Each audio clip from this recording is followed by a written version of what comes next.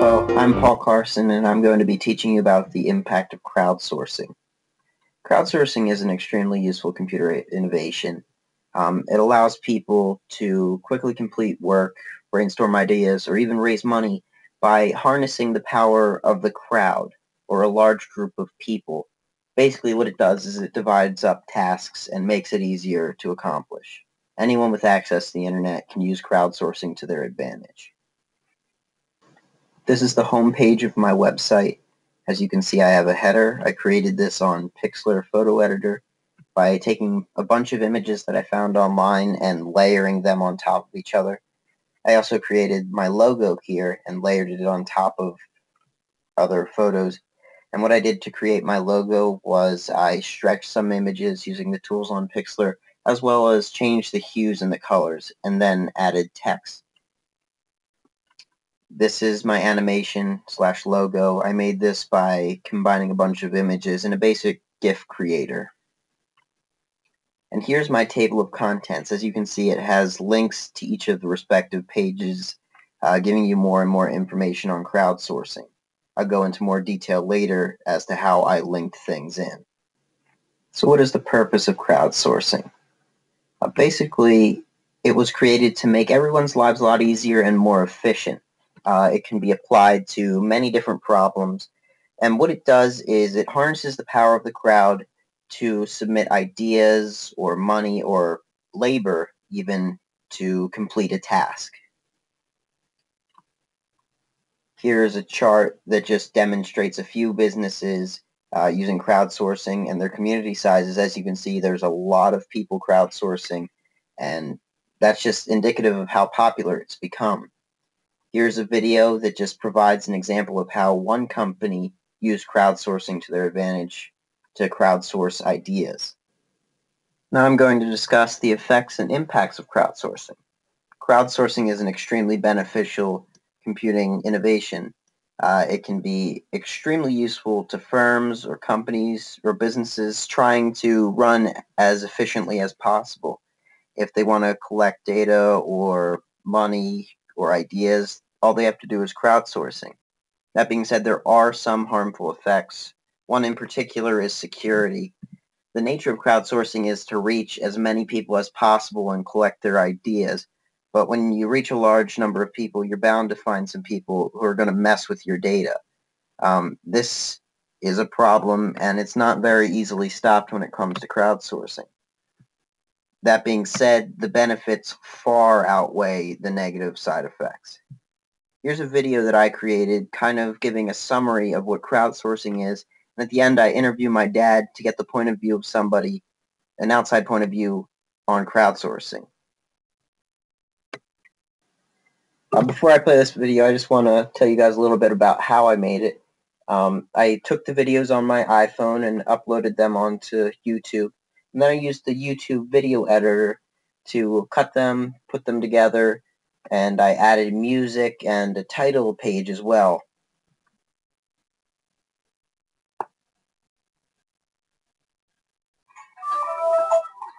Crowdsourcing. I'm going to discuss what it is and how it's applicable in the real world. Merriam-Webster defines crowdsourcing as the practice of obtaining needed services, ideas, or content by soliciting contributions from a large group of people, and especially from the online community. Crowdsourcing can be used to accomplish large, tedious tasks by dividing the work up amongst a lot of people. It can also be used to accomplish smaller tasks. Perhaps you don't have to divide up the work. Maybe you just want to find the best candidate to accomplish the work out of a large group of people. I'm on a website that's crowdsourcing ideas for a book. I submitted my idea, and I'm clicking submit now. It's that easy. Another use for crowdsourcing is crowdfunding. I can see how it would work. I mean, I guess if there's some things that have no propriety and just need to get finished, or maybe a sort of shared sense of interest. As you can kind of see from the interview with my dad, not a lot is known by the regular person about crowdsourcing. That being so, it hasn't had a chance to have a huge impact on society just yet. That being said, it is on the rise and it is extremely useful, so people are going to be using it in the future. Here's a chart that I created using Google Forms that kind of polled my classmates, and it just shows how much people actually know about crowdsourcing. The blue section is those who said they did know what it was. The red section is those who said they didn't. Yellow is just a little bit. As you can see, not a lot of people know what it is. One field other than computer science that could benefit from crowdsourcing is economics. Firms could use this to collect data about their firms or from their customers to show how they could run more efficiently or maybe how they could better meet their customers' needs. As you can see on the chart on the right, the interest in crowdsourcing has gone up steadily over the past couple of years, and that's going to continue to happen as more and more people discover how useful crowdsourcing can be. So how does one interact with crowdsourcing? There are many ways to do it, but it could be as simple as asking a question on Yahoo Answers or even Twitter. There are websites designed specifically for crowdsourcing, but that's not the only way to do it. One such website is actually a form of crowdsourcing called crowdfunding, is Kickstarter. Kickstarter allows people to kind of submit their ideas, and then other people, if they like the ideas, they'll send money to kind of fund those ideas. Another site that crowdsources labor is called Angie's List. Angie's List lets people choose from a large group of applicants if they need projects done on their home and select the best one that would be the most useful to them. One piece of technology that has had the largest impact on crowdsourcing is the internet. Crowdsourcing would not exist without the internet. It would be impossible because the internet is a quick and convenient way to bring everybody together. Those quick and convenient are staples of crowdsourcing. Without that, it wouldn't exist because it simply wouldn't make any sense. It wouldn't be efficient. It would defeat the purpose. So the internet has been huge in crowdsourcing. This is my reference page. These are all the sources that I use to collect my data. As you can see, there are links that you can click on that bring you to the specific sources. I found a lot of my information in this article. Basically, it doesn't go out and say all the things specifically, but this is a real-life application of the things that I've been talking about. So I was able to draw a lot of data from that. I'm now going to go into a little bit more detail as to how I put all of this together and styled my web page. As you can see, I have the current date here. I'll go into detail as to how I did that. My banner is a link to the home page. I'll show you how I did that. I'll show you how I created this table of contents with links and inserted pictures as well. Okay, so my index page was the only page that had an internal style sheet. As you can see here, all the styling for the whole home page is done right here. I use div tags and everything and to do padding, colors, everything. Okay, I also, as you can see here, this is JavaScript that displays the current date, and that changes day by day.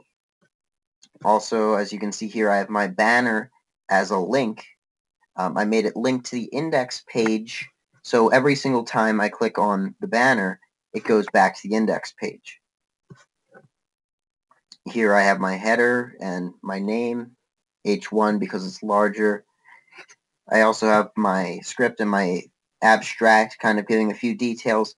And here is an ordered list that this is my table of contents. And this ordered list has it so that each page is numbered, and when I click on it, it'll go to that page. Okay, now this is my purpose page. I'm going to use my purpose page to show you how I inserted images and wrapped the text around them. I'm also going to use it to show you how I inserted a YouTube video and also how I centered it. And I'm also going to show you how I put in this footer with the buttons and how I styled this whole page. All right, so we're going to go into HTML of my purpose page. As you can see here, I've inserted my text with a paragraph. I have also linked in a video, and I used a div tag to center it. This right here is my footer. I have also used a div tag to style the buttons and make them look the way that they do. And to style the whole page, I used an external style sheet in CSS, And all of these things here that I linked in apply to my page. As you can see, I used this right here to kind of float my image to the right and wrap it. So when you look at it, you can see how the text wraps around it. That's because of that. Okay, now I'm on my references page. I'm going to use the references page to demonstrate how I used links and also how I used a table. Okay, so a lot of things on this page are a link. The header is a link. If you click on it, it brings you to the index page. All of these things here are links to my citations, and the buttons in the footer are also links. And I'm also going to show you how I created this table. Okay, so we're going to go into the HTML of my references page, and we're going to look at it. Okay, as well, first of all, I linked in my style sheet. That basically makes the web page look the way that it does. Here's the external style sheet in CSS, the same one that I use for all of my pages except the index. Okay, so as you can see here, this is the href link with my banner. So whenever I click on my banner, it links back to the index.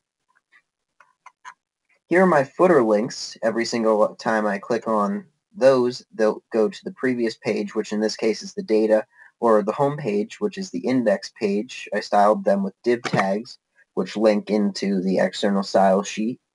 And as you can see here, there are links within each element of the table. That accounts for these right here, those links.